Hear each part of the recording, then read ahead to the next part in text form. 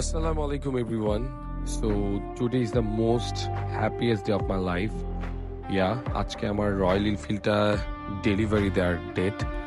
তো সকালবেলা চলে আসলাম ইফাদ মোটরসে। অনেকগুলো বাইকের মাঝে লুকিয়ে আছে আমার বাইক।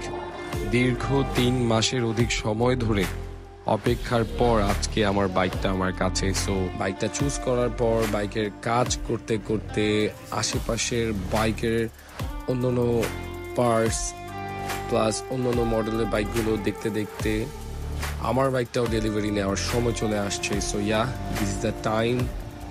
এই মুহূর্তটা এত সুন্দর ছিল, মাশাআল্লাহ।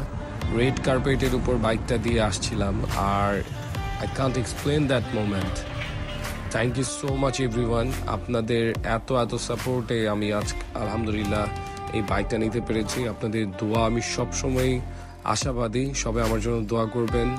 ভালো থাকবেন। আসসালামু আলাইকুম।